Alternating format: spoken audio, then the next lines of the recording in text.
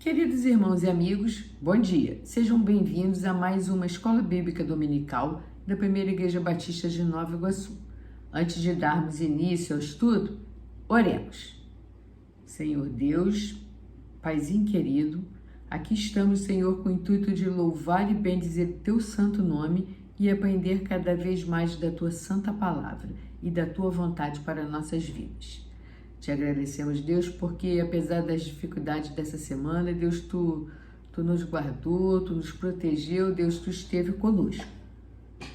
Te peço, Senhor, que Tu fale, Senhor, aquilo que Tu quer para os nossos corações, Senhor, apesar de mim. Tem misericórdia de nós, toma nossas vidas em Tuas mãos e nos conforte, Senhor, porque tem sido um período difícil, Deus. Muitos irmãos foram para a glória, para a Tua presença, Senhor. Apesar de nos alegrarmos disso, sentimos falta desses queridos irmãos, sentimos saudade deles, Senhor. E pedimos o Teu consolo, o Teu conforto para nossas vidas e para todas as famílias enlutadas. Te agradecemos, Senhor, porque apesar de tudo, Tu tens estado conosco. Obrigada, Deus, por tudo. Obrigada pela Tua salvação. Em nome de Jesus, amém. Bom, a lição de hoje, que é a lição 10, ela tem como título Um Convite Irresistível. Esta lição ela é baseada no livro de Isaías, capítulo 55. Mas que convite irresistível é esse, o qual o autor se refere? O versículo áureo da lição, que é Isaías 55:1, nos responde tal indagação. Leiamos. Todos vós, os que tendes sede, vinde às águas, e vós, os que não tendes dinheiro, vinde, comprai e comei. Sim, vinde e comprai, sem dinheiro e sem preço, vinho e leite. Bom, falando um pouco sobre o profeta Isaías. O capítulo 6 do livro de Isaías nos mostra que ele era um homem pecador, assim como nós. Vamos ler os versículos 4 e 5 do capítulo 6. Então disse eu: ai de mim, estou perdido, porque sou homem de lábios impuros, habito no meio de um povo de impuros lábios, e os meus olhos viram o Rei, o Senhor dos Exércitos. Então, um dos serafins voou para mim, trazendo na mão uma brasa viva, que tirara do altar com uma tenaz. Com a brasa, tocou a minha boca e disse: eis que ela tocou os teus lábios, a tua iniquidade foi tirada, e perdoado o teu pecado. Depois disso, ouvi a voz do Senhor que dizia: a quem enviarei? E quem há de ir por nós? Eu disse: eis-me aqui, envia-me a mim. Ou seja, apesar de Isaías ser um homem pecador, como todos nós, ele se colocou como ferramenta nas mãos do Senhor. Envia-me a mim. O livro de Isaías, ele prediz de uma maneira detalhada o sofrimento de Jesus. Inclusive se referindo a Jesus como servo que traria justiça às nações. Alguns estudiosos chamam o livro de Isaías de pequena Bíblia. Eles fazem um paralelo entre a divisão da Bíblia completa, e a divisão dos capítulos do livro de Isaías. Assim como a Bíblia tem 66 livros, dos quais 39 são do Antigo Testamento e 27 do Novo Testamento, o livro de Isaías também tem 66 capítulos. Os 39 capítulos iniciais falam do juízo de Deus e os 27 restantes apontam para Cristo, ou seja, é o que seria o Antigo Testamento e o Novo Testamento contidos no livro de Isaías.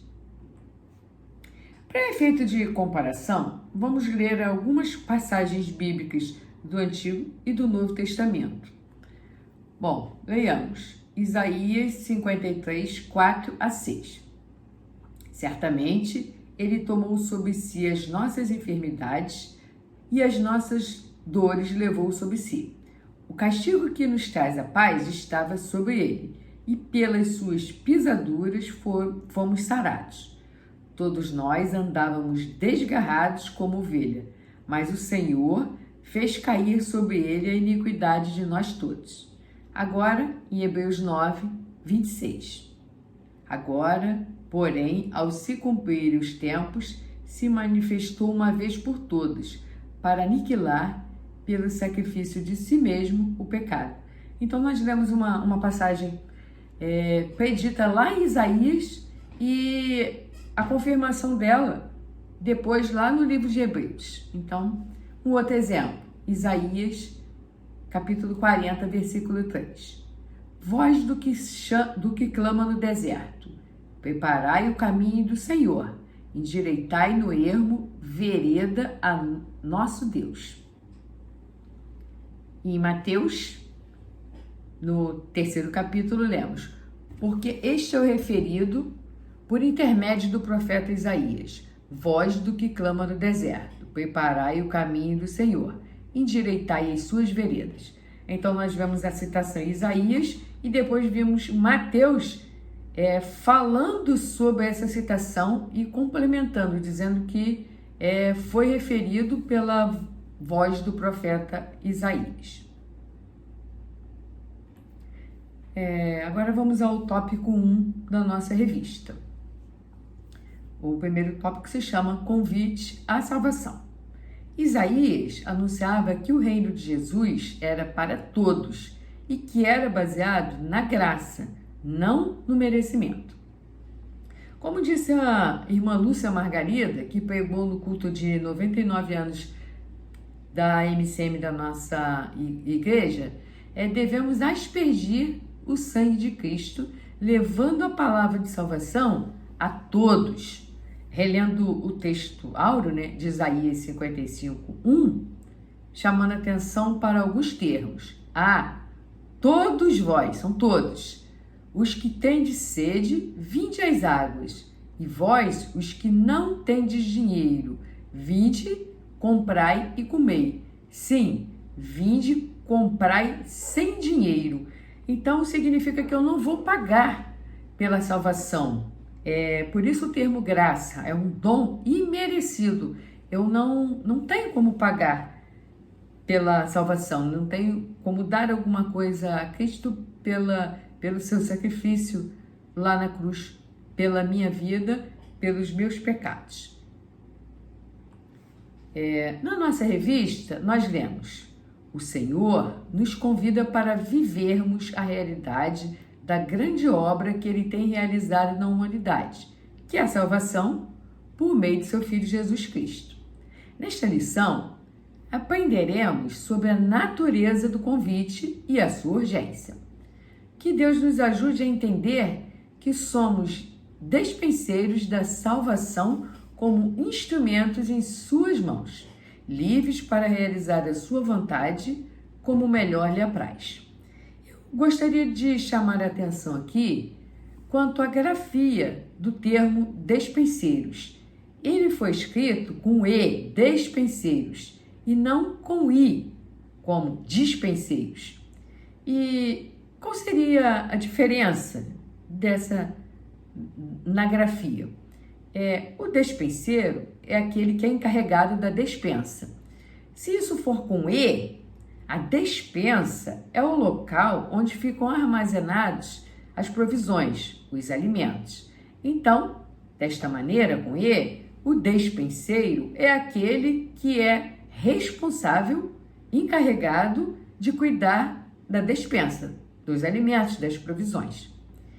Já o termo dispensa, escrito com I, dispensa, se refere principalmente a uma permissão para uma isenção de uma obrigação. Por exemplo, dizemos que a pessoa teve dispensa do serviço militar, ou seja, ela foi liberada da obrigação do serviço militar. Ou ainda, ele teve dispensa das obrigações eleitorais. Então, por algum motivo, ele foi dispensado de ir votar. Então, essa diferença de termo, ela é bem importante. Aqui está escrito com E. Muitas vezes, nós prejulgamos as pessoas e acabamos elegendo quem tem direito a ouvir a palavra de Deus. E nós agimos mais como um patrão que dispensa com I, um funcionário, e ainda diz que é por justa causa. Eu estou dispensando ele por isso ou por aquilo. E nós agimos da mesma maneira. Nós acabamos dispensando uma pessoa do direito de ouvir a palavra de Deus porque o julgamos sendo um pecador muito grande. Ele é um bandido, eu não quero falar a palavra de Deus para ele. Então eu acabo escolhendo não falar. Quando, na verdade, nós somos apenas os encarregados, os despenseiros, e não somos os donos da despensa. O que tem na despensa, que no caso é a salvação pela graça, ela não é propriedade nossa. Nós não temos que escolher a quem vamos dar, entre aspas, o direito de ouvir a palavra. É Deus quem decide quem vai receber. Eu devo ser apenas o servo encarregado. Eu preciso levar a palavra de Deus e promover missões. Eu não tenho que escolher e dispensar agora com I esta ou aquela pessoa, como se fosse um funcionário que eu estivesse dispensando por justa causa. Não, eu não quero falar para você. Nada disso. Então, muitas vezes nós temos sido o que seria aquele que dispensa, ao invés de ser aquele que promove a palavra de Deus, aquele que leva a palavra de Deus para todos.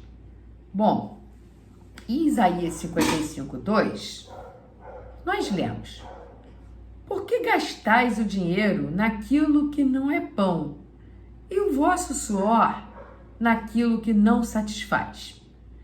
Bom, a princípio, podemos imaginar que este versículo se refere ao gastar o nosso dinheiro, propriamente dito, comprando bobagem, como se esse versículo falasse sobre a saúde financeira ou sobre economizar dinheiro.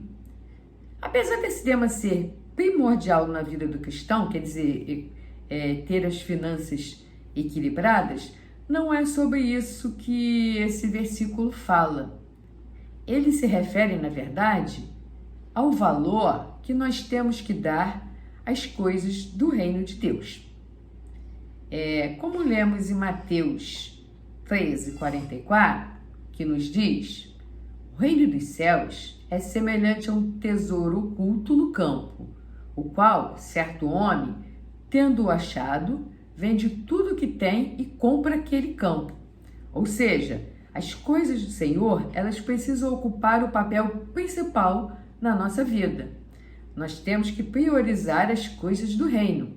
Muitas vezes temos gastado o nosso tempo e o nosso dinheiro com as coisas que não satisfazem e deixamos de lado as coisas importantes. Então, é por isso que o versículo fala: porque gastamos o nosso dinheiro naquilo que não é pão e o nosso suor naquilo que não satisfaz. Então, está se referindo a muitas vezes perdermos tempo com as coisas do mundo, às vezes uma discussão, às vezes muito tempo na internet, às vezes com debates que não levam a um bom final, ou seja, estamos gastando o nosso tempo, o nosso dinheiro com coisas que não são boas, que não são importantes para a nossa vida.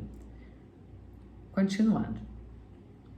Semelhantemente aos dias de profetismo bíblico, nos quais o profeta falava e o povo era desafiado ao compromisso com Deus, assim também ocorre em nossos dias, pois todos somos comissionados pelo Senhor a pregar a mensagem de salvação a todas as pessoas, voltando ao todas as pessoas, todas. Eu não tenho que escolher.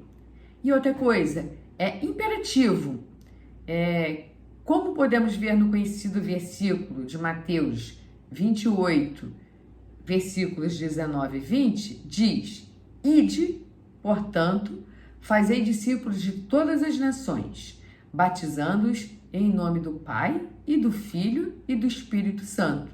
Então aqui o verbo é no imperativo, ide, está mandando, vai lá, vós, ide, que seria vós, vai lá e faz discípulos em todas as nações. Então aqui está falando para nós cuidarmos das campanhas de missões, está falando para nós irmos ao campo, se for a vontade de Deus, e está falando para nós sustentarmos em oração aqueles que estão no campo e para nós contribuirmos para o sustento daqueles que estão no campo.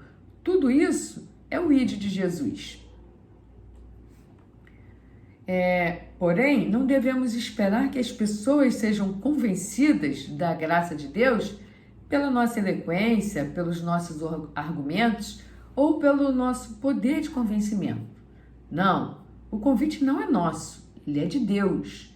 A mensagem é dele, a palavra é dele e as pessoas serão convertidas por ele e através dele, porque a palavra de Deus é viva e eficaz e é capaz de perceber os pensamentos e intenções do coração. Isso está em Hebreus 4, 12. Essa palavra, ela produzirá frutos na vida de quem as ouvir e seguir. São frutos de alegria e de paz que serão percebidos pela transformação da vida. Então, não é de acordo com a minha capacidade que aquele que está ouvindo a mensagem vai ou não se converter, que quem convence o homem do pecado e do juízo e da justiça é o Espírito Santo de Deus. Muitas vezes um pregador, ele acaba achando que a mensagem dele foi tão perfeita e maravilhosa e por isso houve conversões. Não, a possível conversão, ela não é mérito nosso, somos falhos e pecadores. E isso é apenas o Espírito Santo de Deus no coração das pessoas convertendo e convencendo. Então, Isaías 55, 12 diz: Saireis com alegria e em paz sereis guiados. Os montes e os outeiros romperão em cânticos diante de vós, e todas as árvores do campo baterão palmas. Só para ver que como é a alegria, o fruto da alegria e da paz daqueles que aceitam o Senhor como aceitam Jesus como seu Senhor e salvação e Salvador. Observe que a palavra diz que as árvores do campo baterão palmas. Tamanha a alegria, que maravilhoso, né? Essa palavra para nossas vidas. Agora, passando para o tópico 2 da nossa lição, temos o seguinte tema: a urgência do convite. Mas que convite é esse? Aquele o qual nos referimos no tópico 1, que é o convite: vinde a mim. Todos podem ir a Jesus e comprar, mesmo sem ter dinheiro. Esse convite para receber a graça de Jesus Cristo. Este convite, ele é urgente. Precisamos falar de Jesus com urgência e precisamos aceitar a Jesus todos os dias de nossa vida. A decisão ao lado do Senhor, ela deve ser diária. Eu preciso a cada dia me converter um pouquinho mais e melhorar cada vez mais, tentar cada vez mais ser melhor do que eu fui no dia anterior. Bom, desde os tempos que remontam à criação, Deus já tinha definido o plano de salvação e a forma como ele seria desenvolvida na história humana. Em Gênesis 3,15, lemos: Então o Senhor disse à serpente: porém inimizade entre ti e a mulher, entre a tua descendência e o seu descendente. Este te ferirá a cabeça, e tu lhes ferirás o calcanhar. Bom, numa primeira leitura desse versículo, podemos pensar que Deus se referia apenas à serpente, né, o animal serpente, e a mulher, né, no caso, falando sobre a serpente, Adão e Eva, que é nesse contexto que esse versículo está. Mas se lermos mais atentamente, observarmos cuidadosamente, vamos ver o seguinte: a palavra de Deus fala que Deus está colocando inimizade entre a serpente, que no caso é Satanás, e a mulher. E ele continua: entre a tua descendência, quer dizer, a descendência da serpente, e o seu descendente, ou seja, o descendente da mulher. Bom, lendo assim, agora temos um novo entendimento. Então, Deus também está dizendo aqui que ele vai colocar uma inimizade entre o mal, entre a descendência do mal e a descendência da mulher, que é Jesus. Mas ele continua que a descendência da mulher, que é o nosso Senhor e Salvador, ele ferirá a cabeça da serpente, ele vai vencer. E a serpente não vai conseguir se sobressair. Então aí vemos que, na verdade, esse versículo, ele já é uma palavra prevendo, já falando da vinda de Jesus Cristo. Então observe que lá em Gênesis, lá no início da Bíblia, já é relatado que Jesus viria da descendência da mulher. Observe que para aquela época, o normal seria falar da descendência de um homem, porque era uma sociedade totalmente patriarcal. Então, quando é citado da descendência da mulher, está falando especificamente de Jesus, filho de uma mulher, né? Colocado fruto do Espírito Santo de Deus. Então, não está falando da descendência do homem, quer dizer, dos filhos dos homens normal. E então vemos que essa mensagem messiânica, né, já está falando sobre o Messias, ela tem como centro de salvação da humanidade. Ela está falando da salvação, né? Ela já fala lá atrás da salvação.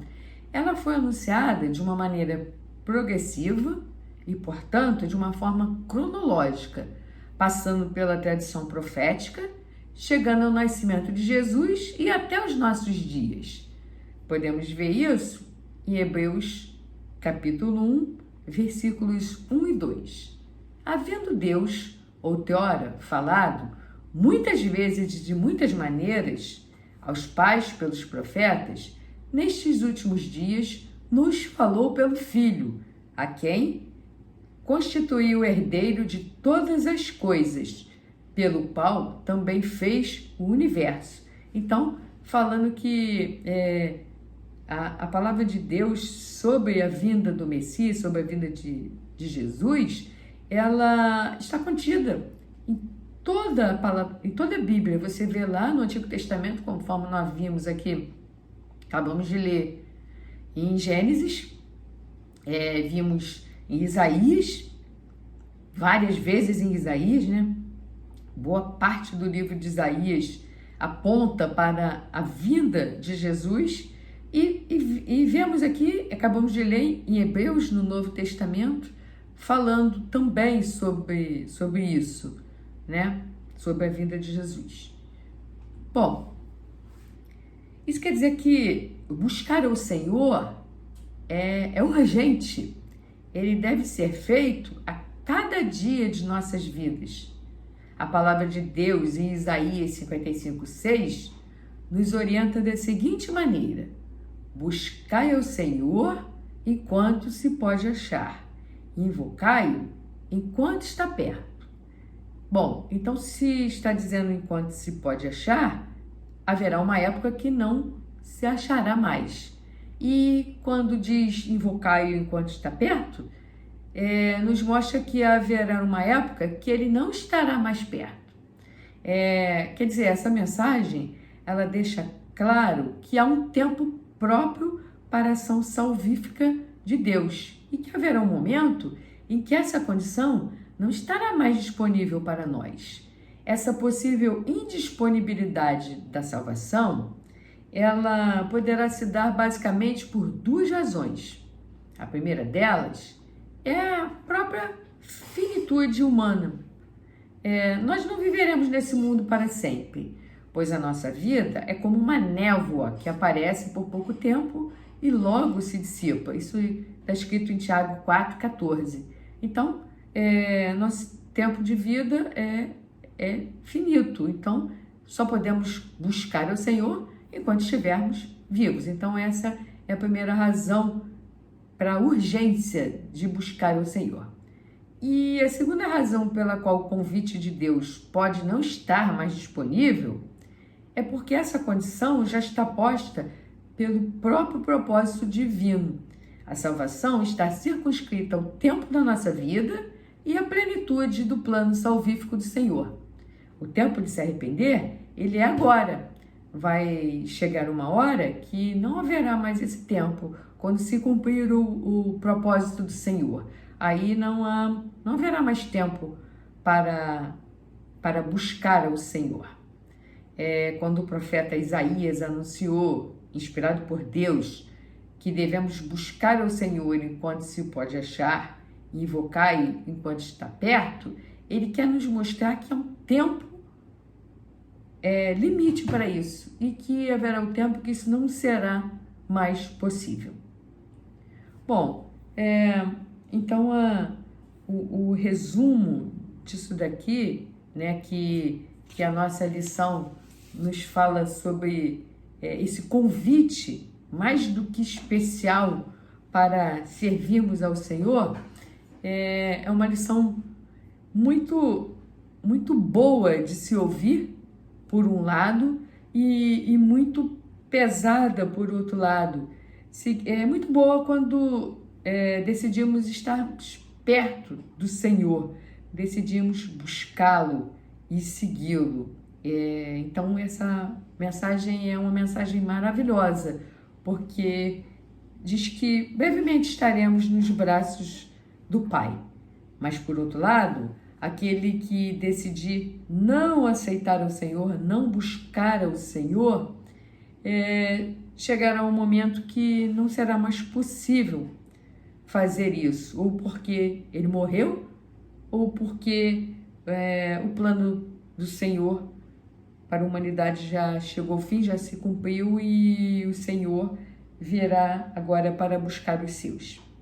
Então que sigamos sempre e que a cada dia nos coloquemos aos pés do Senhor, buscando servi-lo da melhor maneira possível, apesar de sabermos que somos falhos e pecadores, mas nos colocando nas mãos do Senhor, conforme eu falei lá com Isaías. Isaías começou falando: ai de mim, Senhor, que sou um homem impuro. E ele termina essa frase falando: envia-me a mim. Pode me enviar, Senhor. Então, que o nosso desejo sempre seja esse. Primeiro, nos colocar como ferramentas nas mãos do Senhor, tendo consciência que nós sozinhos não conseguiremos fazer nada, e nos colocar em disposição total. Envia-me a mim, Senhor. E então é isso que eu entendi da lição, e peço que Deus complete aquilo que na minha pequenez eu não consegui falar. Antes de encerrar a lição, vamos novamente orar. Senhor, Paizinho querido, te agradecemos, Deus, por esse estudo, Senhor, pela Tua palavra, Deus. Te agradecemos porque podemos ler a Tua palavra e podemos entender a Tua vontade para nossas vidas. Ah, Deus, sabemos que muitas vezes erramos, muitas vezes nos afastamos da Tua vontade, Deus, mas o Teu Espírito Santo, Ele nos mostra que estamos no caminho errado e nós retornamos e buscamos novamente a Tua presença em nossas vidas. Ah, Deus, perdoa meus pecados, tem, Senhor, misericórdia de nós. Toma, Senhor, a nossa igreja em Tuas mãos. Recebe, Senhor, o culto que daqui a pouco, Senhor, prestaremos a Ti, Senhor. Tem misericórdia de todos nós, Senhor. Consola, Deus, as famílias enlutadas, Senhor, que são tantas famílias enlutadas na Tua casa, Senhor. Tem misericórdia de nós. Nos guarda, Deus, nos toma em Teus braços, Senhor. Tire de nós a tristeza pela separação que estamos vivendo desses queridos irmãos, Senhor, e nos dê alegria, porque sabemos que esses queridos estão, Senhor, em Tua presença. E para aqueles que Te buscaram, Senhor, não há lugar melhor para se estar, senão a Tua presença. Não há lugar melhor para estar do que nos Teus braços. Sabemos que, por sermos humanos, sentiremos falta desses queridos que se foram, Deus, mas por um lado uma tristeza pela separação, mas já podemos sentir o Teu consolo, o Teu conforto em nossas vidas. Obrigada, querido Deus, por tudo. É o que Te pedimos e desde já Te agradecemos, em nome de Jesus, o Teu Filho amado, que vive e reina hoje e para todo sempre. Amém.